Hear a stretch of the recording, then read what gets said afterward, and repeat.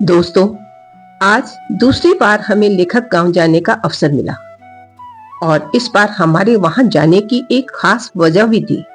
वह वजह थी पहाड़ वाली अमीरी।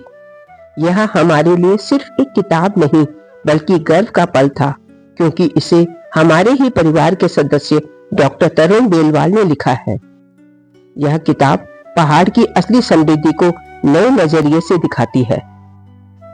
इसी सोच के साथ हम उस यात्रा पर निकले थे, लेकिन जैसे ही हम लेखक गांव में दाखिल हुए तो नजारा कुछ अलग ही था। चारों ओर गाड़ियों की कतारें, लोगों की भारी भीड़ और उत्सव जैसा माहौल। हमें समझ नहीं आ रहा था कि आज वहां कौन सा आयोजन है। जब हमने लोगों से पूछताछ की तो पता चला कि निशंक जी की बेटी की शादी की दूसरी वर्षगांठ के अवसर पर यहाँ सबको आमंत्रित किया गया है। हमें बड़ी खुशी हुई कि हम भी अनायास ही इस सुंदर अवसर का हिस्सा बन गए। मंच पर तबला, हारमोनियम, गिटार की संगत में एक बेहद मधुर गीत गूंज रहा था। करीब 9-10 साल का एक बच्चा पूरी गंभीरता के साथ तबला बजा रहा था।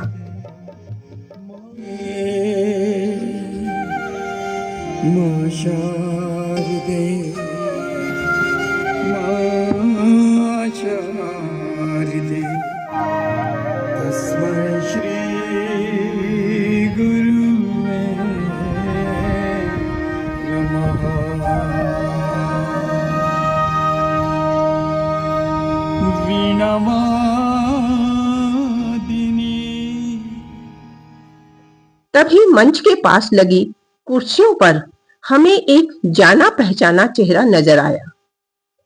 हम थोड़ा पास गए तो देखा कि वो हमारी कॉलेज की प्रोफेसर डॉक्टर सविता मोहन थी, जो उच्च शिक्षा विभाग की डायरेक्टर के पद पर कार्यरत रही। उन्हें देखकर दिल सचमुच खुशी से भर गया। हमने बड़े आदर के साथ उन्हें भी पहाड़ वाली अमीरी की एक प्रति सप्रेम भेंट की।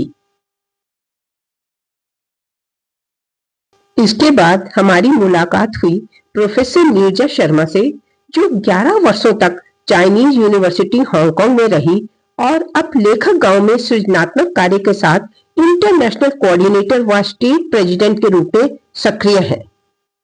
उन्हें भी हमने पहाड़ वाली अमीरी की एक प्रति सप्रेम भेंट की। उधर लोगों की भीड़ लगातार बढ़ती जा रही थी और सभी के लिए भोजन की सुंदर व्यवस्था की गई थी। इसके बाद हम लेखक गांव की लाइब्रेरी की तरफ बढ़े। वहां जाकर पहाड़ वाली अमीरी किताब की एक प्रति आधिकारिक रूप से जमा करवाई। करीब 4000 वर्ग फुट में फैली यह भव्य लाइब्रेरी, चारों ओर किताबों से भरी अलमारियां, एकदम शांत वातावरण और जगह जगह अटल जी के बड़े बड़े पोस्टर, जिन पर उनकी दिव्य वाणी अंकित थी। देश के अनेक प्रसिद्ध लेखकों की तस्वीरें भी वहां लगी हुई थी। लाइब्रेरी को देखकर मन इतना प्रसन्न हो गया कि वहां से बाहर निकलने का ही मन नहीं कर रहा था। निशंक जी का यह संकल्प कि एक दिन इसे 10 लाख पुस्तकों से समृद्ध करेंगे, सच कहूं तो यह प्रयास दिल को छू लेने वाला बेहद प्रेरणादायक लगा। लाइब्रेरी से बाहर निकलकर हम सीढ़ियों से ऊपर अटल प्रेक्षागृह की ओर बढ़े और जैसे ही भीतर प्रवेश किया, दीवारों पर सजी हुई सुंदर पेंटिंग्स ने मानो पूरा उत्तराखंड हमारे सामने जीवंत कर दिया। और वो पेंटिंग्स, उत्तराखंड की वादियां, रंगों में बसी कहानियां, ऐसा लगा जैसे पहाड़ खुद हमसे बातें कर रहा हो। तो दोस्तों, आज की इस यात्रा में हमने सिर्फ एक जगह नहीं देखी, हमने एक एहसास जिया है, जहां किताबें सिर्फ अलमारियों में नहीं थी, बल्कि हवा में घुली हुई थी, जहां शांति सिर्फ सुनाई नहीं देती, महसूस होती है।